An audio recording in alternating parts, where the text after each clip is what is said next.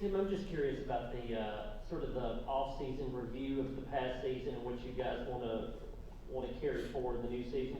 What's the film study like at this time of year, and what are the questions you're sort of asking your position coaches about what worked and what didn't work?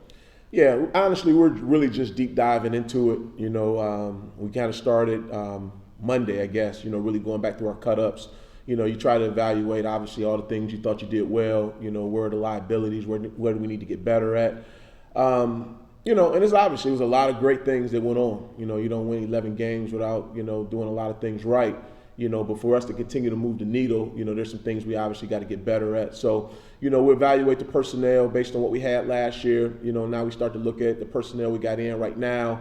And as we continue to dive deeper and deeper into it, we'll continue to talk about scheme and, how we want to adjust based on the personnel that we have coming back. So we're in the early stages of it. Right now, like I said, we're really just, looking at the big plays, the good and the bad. And, but the further we go into it, obviously we'll start talking scheme and how we can make some adjustments, based on our personnel.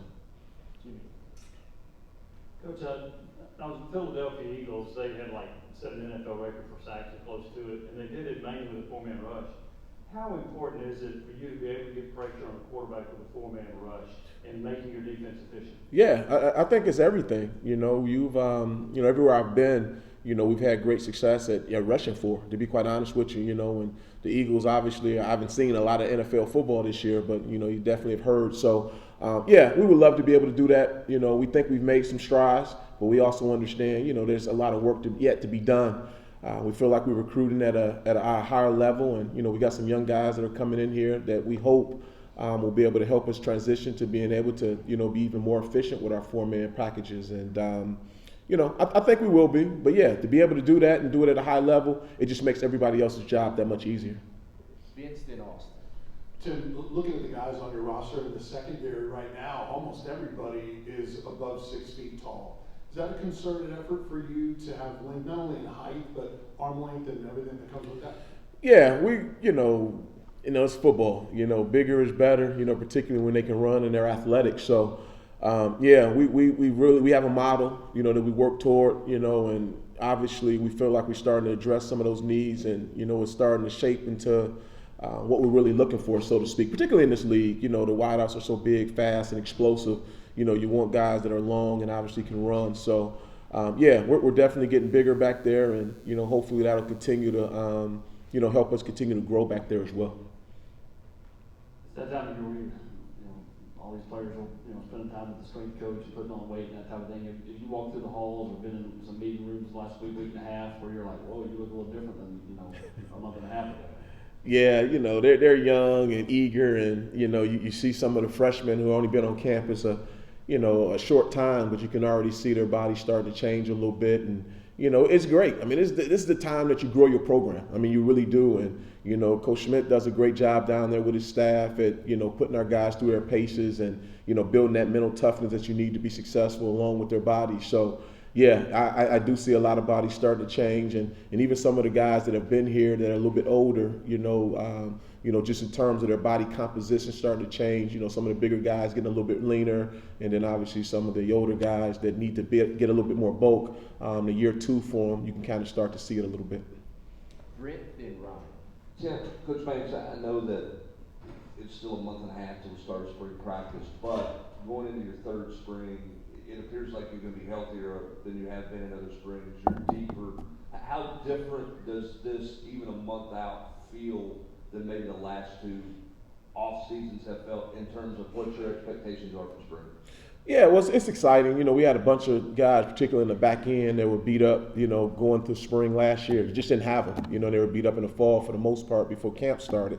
So knowing that a lot of those guys will be able to participate is obviously a good thing because you invest. We talk about compound interest a lot, and obviously the more reps they can get, the better it is for them in the program. So knowing that those guys should be able to get the lion's share of the reps going in the spring, could only help the program. So we're excited about that. Do we have everybody ready to go? We don't know, but at this point, it seems on paper that we'll have our lion's share of guys that will be able to contribute this spring. The first time we spoke to you since Gabe Juliali was added, what do you feel like you guys are getting in him, and just what went into the decision to go to the portal and get another quarterback? Yeah, excited about him. You know, he's a guy who's played a lot of football. You know, whether it be at Vandy or BYU, and the reality of it is, we know we have some steps that we need to make at a lot of positions, but the cornerback position was one of those spots. And with his experience, we think he can come in here and hopefully compete for one of these jobs, and help push these other guys to help these guys continue to grow. So. It'll be a great, opportunity for him, but I think it'll also be a great opportunity for everybody involved, just getting those guys going. And, we all know, in this business, the more competition you have, the better it is for the program. And, he'll be another guy that'll create some great competition in that room. Patrick and Jimmy.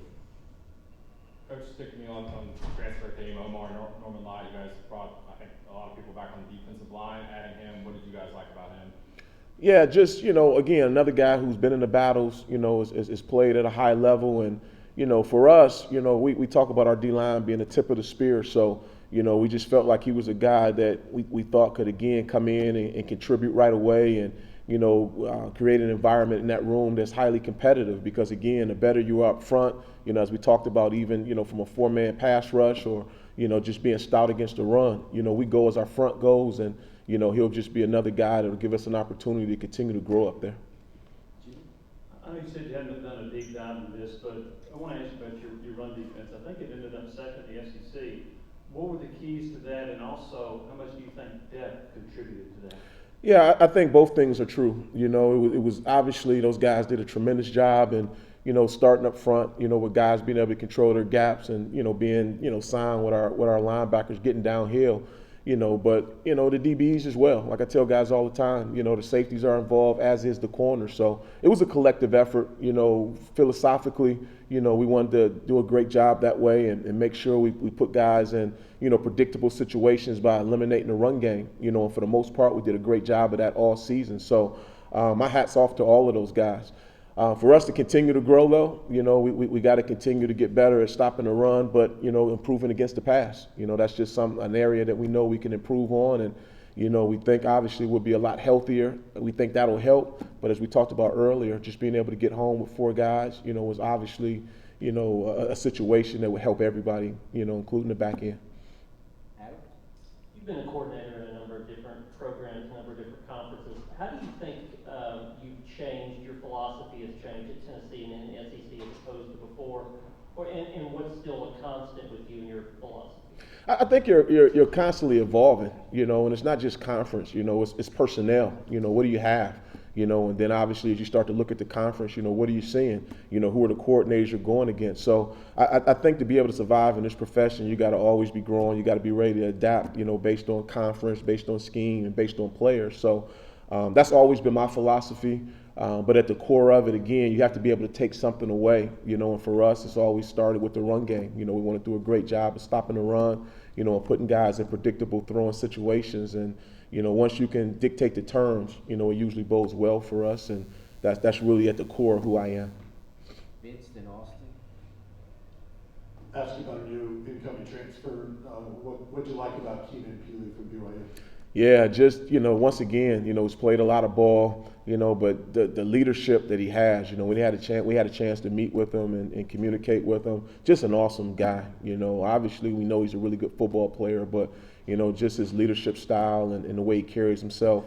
I think he'll be a really good resource for some of the younger backers in that room. And, he'll be someone that, they can, look to get some answers and, just kind of being a pro, so to speak. So, we're excited about him. Like I said, he's played a ton of ball, and played at a high level, but we're really excited about his leadership and how he'll help these young guys really develop and get better. First time we've talked to you since Coach Halsley got promoted to OC. What is it you've seen out of Joey in your 2 years working with him here at Bryce? Yeah, Joey does a great job. He's very consistent, with his approach. Obviously, we've had really good quarterback play here, since I've been here, and obviously Joey and I came in together. So, he's never too high, never too low. I think he's a guy that obviously has played the position, and You know, he's a rock star. I think he'll do a tremendous job here. You know, I'm one of his biggest fans. You know, Coach Golish obviously did a tremendous job here, but, you know, we feel really good about, you know, the direction the offense is headed, you know, under his leadership. So, you know, just a smart, he's bright, you know, passionate, you know, and like I said, just the way he carries himself, you know, and the leadership style that he has, you know, you can see it in the way our quarterbacks perform week in and week out. Coach, I know you haven't done your deep dive yet over here. You haven't done your deep dive yet on kind of reviewing last year, but you had priorities going into last spring, cleaning up third down, improving on third down. What are 2 or 3 of your core things that you have on your mind that will be a priority for the overall picture of your defense this spring? Yeah, I think it's, again, just being able to, you know, affect the quarterback with 4. You know, I think we talked about that a little bit earlier. And then I think also, you know, just being able to, you know, just really tighten up, you know, on the back end, you know, and it's not even just the back end, you know, linebackers are included in that thing, you know, making sure when we are in some zone principles that, you know, guys are where they need to be consistently, you know, because again, just like anything, you know, it was a lot of good things we did in the past game, you know, but for us to continue to grow, you know, we have to be able to affect the quarterback a little bit better, you know, particularly in some of our 4-man concepts, you know, and then we got to be able to hold up, you know, whether we're in man or zone, linebackers and DBs all included. Last 2 questions, Ryan and Jim. Tim, you obviously got a little bit of a look at a lot of those early enrollees that you already have on campus from the 23 class. Less than 2 weeks of practice, I know so far, but do you have any sense of what you have in those guys, and just having such an unusually high number of those guys, how much do you think that can help you guys maybe get a lot out of that class as freshmen? Yeah, it's exciting because, again, you know, we haven't obviously worked with them a ton, but, you know, from the short time that we've had them, you know, those guys have been exactly what we want them to be, you know, very, very coachable. But the big thing I really like is how competitive these guys are. You know, they want to be good. You know, they understand that there's some opportunities here. They understand, you know, the standard that we established last season, and, you know, those guys want to be a part of it. And for us to continue to grow, you know, not just as a defense, but as a team, you know, we have to continue to be hungry, you know, and I think these young freshmen are super hungry. You know, they all want to get out there and prove themselves, and, you know, you can see it just in their actions, you know, how they're, you know, attacking the weight room at this point. You know, the few times that you do have a chance to meet with them, you know, just how eager they are to learn the playbook and, you know, learn things that they're going to give them an opportunity to get on the field. So it's exciting, you know, because, again, from linebackers to the front, you know, to the DBs, you know, all those guys are excellent competitors and, you know, are excited about getting out there and showing us what they can do. There have been a number of offensive coordinator changes in the SEC. Do you study the new coordinator, or do you study the personnel that coordinator inherits?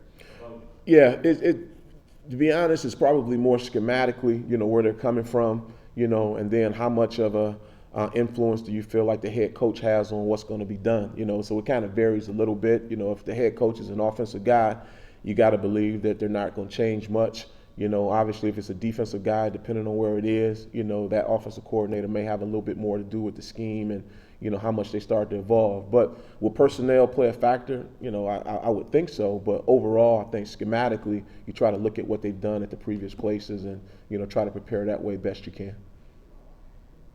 Thank you, Coach. All right. Appreciate